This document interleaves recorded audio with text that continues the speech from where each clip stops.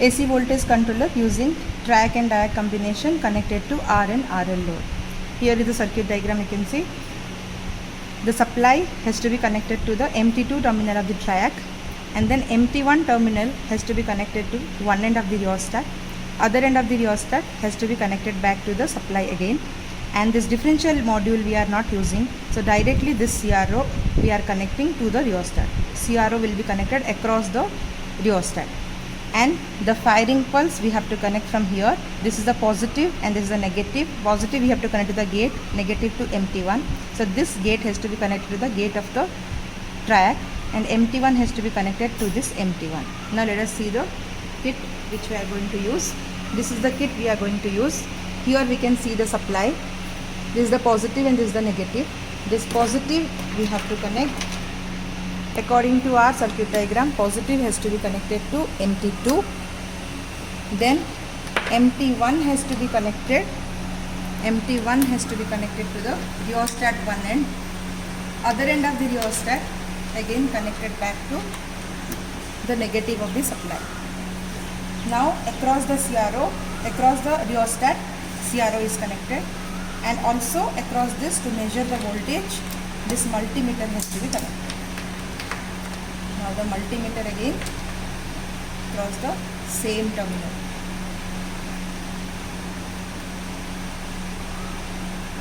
And then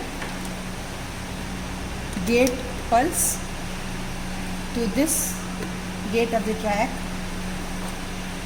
and MT1 to this negative of the gate pulse.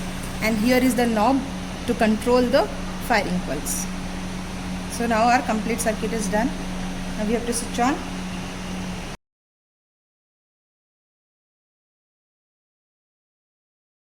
Let us switch on the kit. Once we switch on the kit, we can see on the CRO, this is the waveform. Now by controlling from this, we can see the firing angle is increasing.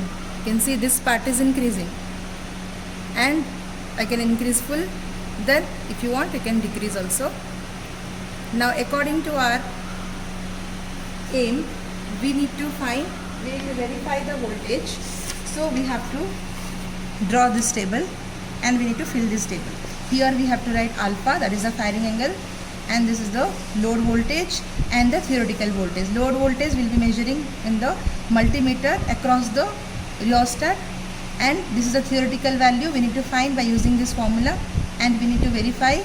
This table has to be filled with different values of alpha, the load voltage which is measured across the rheostat on the multimeter, and the theoretical value has to be found from this formula, and these two values should be approximately same for different values of alpha. Now let us see how to calculate the alpha from the CRO. From here, right now I will fix to this value. We can see here, this is the flat portion. We have to measure the number of divisions.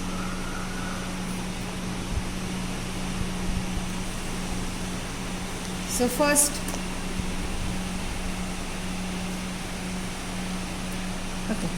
we can see from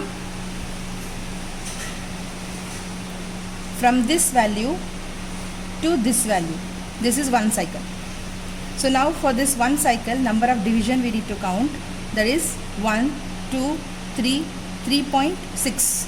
So for 3.6 number of division, it is 360 degree. So for one division, 360 by 3.6, and for this flat portion it is 0.6. So 0.6 number of division, 360 by 3.6 into 0.6 will be the value of alpha. And then for 60 degree alpha we got it. For this value of alpha, we have to check how much is the voltage. The voltage is 133 millivolt. 133 millivolt. Then we have to check by using this theoretical value. This VTH also has to be same. Same way for the different values of alpha. If you increase from here, the flat portion is increasing, and the number of division we can calculate, and we need to multiply with the 360 by 3.6, and we need to find the different values of alpha. And for that, the corresponding voltage from here, and VTH by using this formula we need to find and we need to verify. The same way RL load also has to be done. So for RL load, only the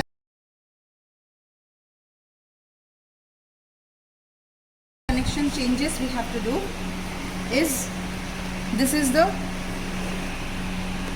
inductance box. This rheostat and inductance we have to connect in series. So how we have to connect in series? This will be connected as it is. This part I'll be removing. This has to be connected to here, and one more patch cord has to be connected. Some value, let us say 25 millihenry, that will be connected back to here. So now these two are connected in series. Again we can see our waveform like this, and again we can increase or decrease the value of alpha from here, and the calculation will be same, and we have to fill this table. Again alpha and VL, no verification required here. So VTH theoretical value is not required, directly alpha and VL we need to find. Then we have to plot the graph. This is the graph for R load, this is for RL load, and we can see as the alpha is increasing, the value of VL is decreasing. So this is the characteristic of the graph we are getting. So now R load and RL load, if you compare, then when we are merging L, that is the inductance, with R, then that time we can see the as your alpha is increasing, the value of the voltage is decreasing lesser, and here it is more. So now this comparison has to be concluded, and then the result has to be written. And this is whatever we have observed in the CRO, that same waveform is shown over here. This is the main waveform, the input waveform, Vs the source voltage, and this is the load voltage. Here we can see the alpha. Here this is the alpha that has to be calculated manually by counting the number of division from the CRO, and that has to be tabulated over here, and then VL and VTH has to be found, the graph has to be drawn, and the conclusion, the result has to be written.